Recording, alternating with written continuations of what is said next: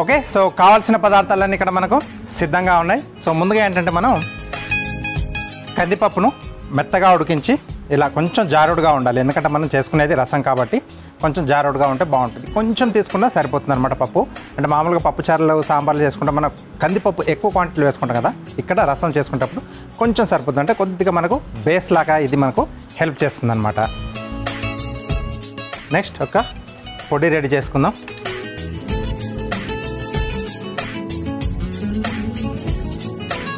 Okay, so ఓపిక ఉంటే ఇది మనం ఎప్పటికప్పుడు కొంచెం ఫ్రెష్గా ఆ పొడి దాంట్లో యాడ్ చేసుకున్నాం అనుకోండి, తయారు చేసి సూపర్గా వస్తుంది.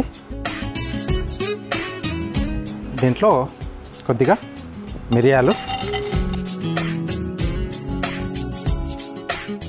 అలాగే కొద్దిగా మెంతులు,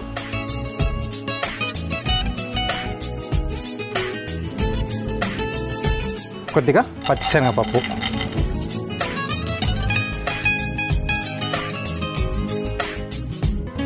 సో ఇవి కొంచెం దూరగా వేగాలి. మనకి వాతావరణం చల్లగా ఉన్నప్పుడు మనం మిరియాలు ఎంత ఎక్కువగా వాడితే మనం తినే పదార్థాల్లో మన శరీరానికి అంత బాగుంటుందన్నమాట. సో చిన్న చిన్నగా వచ్చే ఆరోగ్య సమస్యలన్నిటి కూడా ఆ మిరియం అనేది బాగా పనిచేస్తుంది మనకు.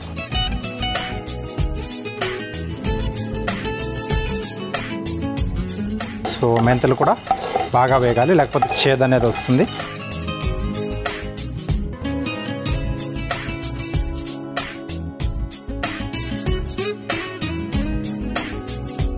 ఓకే, మంచి స్మెల్ వచ్చేంత వరకు మనం చిన్న మంట పైన వీటిని మనం వేయించుకోవాలన్నమాట.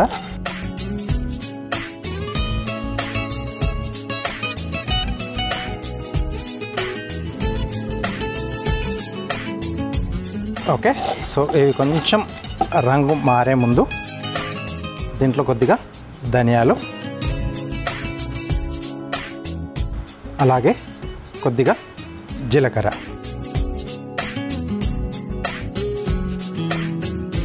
ఈ రెండు కూడా కొద్దిగా మనకు వేగాలి.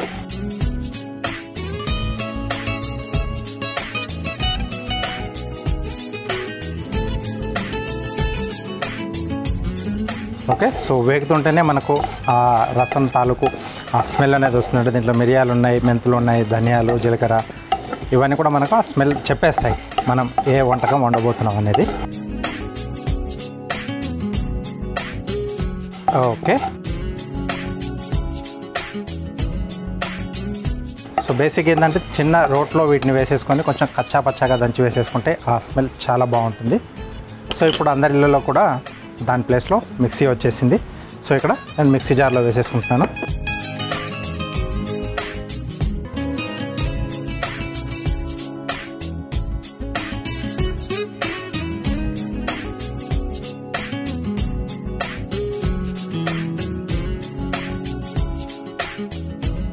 ఒకసారి వీటిని మనం అలా డైరెక్ట్గా తిప్పేసి ఆ తర్వాత కొద్దిగా వెల్లుల్లి రెబ్బలు కూడా వేసి ఒకసారి రఫ్గా తిప్పేసేయాలి, మెత్తగా కాకూడదు అనమాట.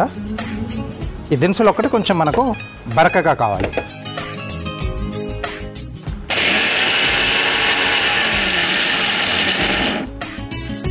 ఇలా కొద్దిగా బరకగా పట్టేసుకోవాలి. దీంట్లో ఇప్పుడు వెల్లుల్లి రెబ్బలు కూడా వేస్తున్నాను. సో పొట్టుతో పాటు వేసుకున్న ప్రాబ్లం ఏం లేదు మనకి.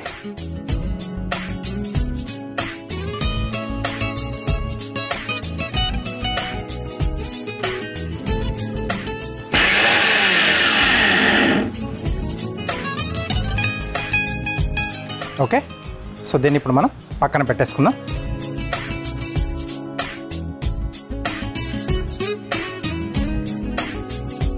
నెక్స్ట్ స్టవ్ వెలిగించేసుకొని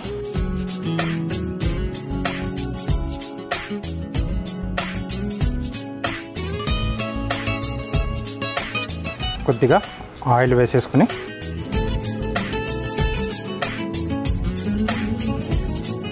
కొద్దిగా మెంతి గింజలు,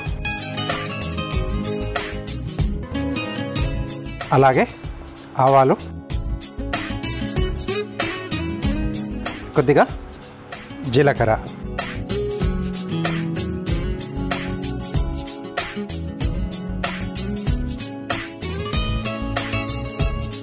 నెక్స్ట్ దీంట్లోనే వెల్లుల్లి రెబ్బలు,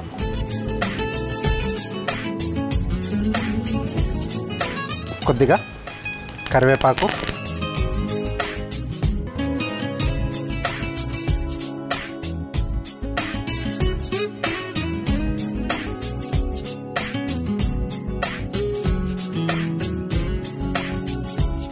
కొద్దిగా ఇంగువ,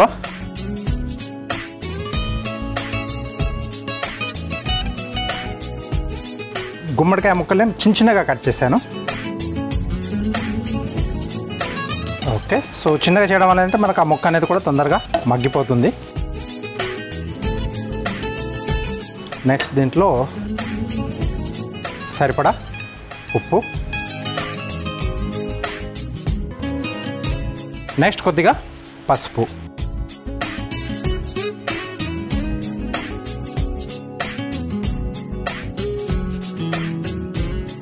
ఓకే.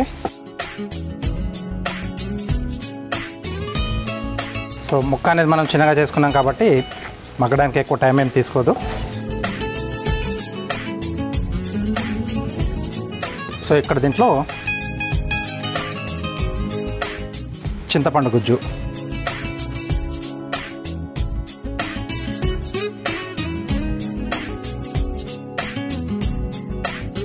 ఓకే. సో రసంలో కంపల్సరీగా మనం యాడ్ చేసుకుంటూ ఉంటాం కదా చింతపండు గుజ్జు. సో దానివల్లే కొంచెం మనకు ఆ డిఫరెంట్ ఆ టిపికల్ రసం ఫ్లేవర్ అనేది తెలుస్తూ ఉంటుంది. రైట్, ఇప్పుడు దీంట్లో టమాటో ముక్కలు,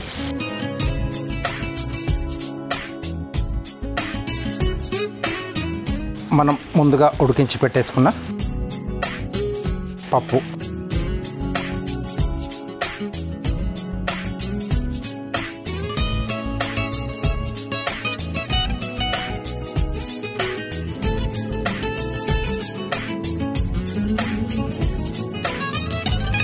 సో ఇది కొంచెం మనకు బేస్లా వస్తుంది ఉడికించిన పప్పు. సో ఇక్కడ నేను కందిపప్పు తీసుకున్నాను. అది అందుబాటులో లేకపోతే ఎర్ర కందిపప్పు తీసుకోవచ్చు, పెసరపప్పుతో కూడా తీసుకోవచ్చు. సీజన్కి తగ్గట్టుగా తీసుకోవాలి. పెసరపప్పు ఏంటంటే మనకు కొంచెం సమ్మర్లో అయితే బాగుంటుంది. సో ఇది కొంచెం పల్చగా చేస్తున్నాను రసం కాబట్టి.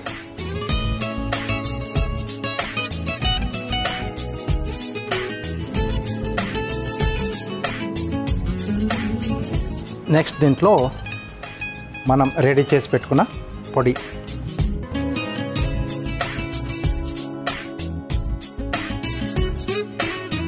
సో అసలైన సీక్రెట్ ఇంగ్రీడియంట్ అన్నమాట ఇది.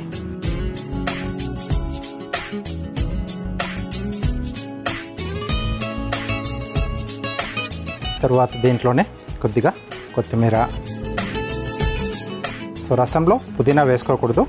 సో టోటల్గా ఆ టేస్ట్ అనేది మనకు అది మార్చేస్తుంది. అలాగే కొంచెం స్పైసీగా ఉండాలి అనుకుంటే చీలికలు, పచ్చిమిర్చి చీలికలు. ఎందుకంటే ఇక్కడ మనం కారం ఎక్కడ కూడా వాడట్లేదు. జస్ట్ మనం ఆ తయారు చేసుకున్న పొడిలో మిరియాలు ఉన్నాయి. సో అవే మనకి ఇక్కడ స్పైసీని తీసుకొస్తాయి. అలాగే కొద్దిగా కరివేపాకు కూడా ఎండింగ్లో కొంచెం ఆ లైట్ పచ్చి వాసన అనేది కొద్దిగా తెలుస్తూ ఉండాలి.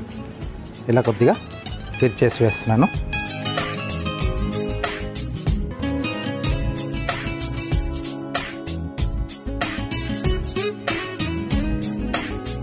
ఈ రసం ఇంకొంచెం మనకు కమ్మకమ్మగా రావాలి అనుకుంటే ఇది మరిగేటప్పుడు దీంట్లో కొద్దిగా నెయ్యి వేసుకోవచ్చు, లేదా పోపులో కూడా వేసేసుకోవచ్చు. మనం బాగుంటుంది. కొంచెం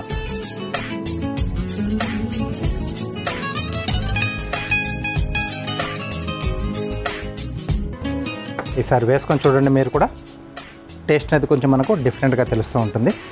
ఇది ఒక 5 నుంచి 6 నిమిషాల పాటు మనకు బాగా మరిగితే దాంట్లో వేసిన అన్నీ కూడా ఆ వెజిటేబుల్స్ కానీ ఆ పౌడర్ కానీ బాగా బ్లెండ్ అయిపోయి మనకు ఆ రసం అనేది సూపర్గా వస్తుంది. అలాగే ఆ గుమ్మడికాయ ముక్కల్లో ఉన్న ఆ సారం అంతా కూడా కొంచెం ఆ ఫ్లేవర్ అనేది మనకు తెలియాలి. మనం ఏ రసం తయారు చేసుకున్నామో ఆ దాంట్లో వేసిన ఆ వెజిటేబుల్ తాలూకు ఫ్లేవర్ తెలుస్తూ ఉండాలి. ఓకే, సో మన గుమ్మడికాయ రసం రెడీ అయిపోయింది. సో స్టవ్ ఆపేసేసి మనం బౌల్లోకి తీసేసుకుందాం.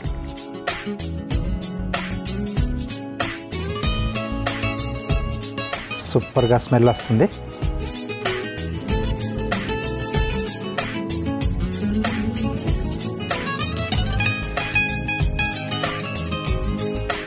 సో దీంట్లో ఇంకొంచెం లైట్గా పులుపు కావాలి అనుకుంటే కొద్దిగా నిమ్మరసం పిండుకోవచ్చు సర్వ్ చేసుకునే ముందు.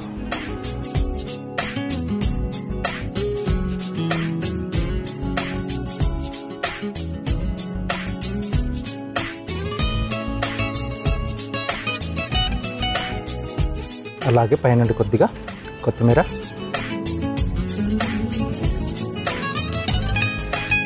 రైట్, వేడివేడిగా గుమ్మడికాయ రసం రెడీ అయిపోయింది. దీనికి కావాల్సిన పదార్థాలు అలాగే దీని తయారీ విధానం మీకోసం మరోసారి. గుమ్మడికాయ రసం తయారు చేసుకోవడానికి కావాల్సిన పదార్థాలు: గుమ్మడికాయ ముక్కలు, ఉడికించిన కందిపప్పు, పచ్చిశనగపప్పు, చింతపండు, నిమ్మకాయ, జీలకర్ర, మిరియాలు, టొమాటో ముక్కలు, తరిగిన పచ్చిమిరపకాయలు, కొత్తిమీర, ఉప్పు, నూనె, పసుపు, కరివేపాకు, నెయ్యి, వెల్లుల్లి రెబ్బలు, ధనియాలు, మెంతులు, ఇంగువ.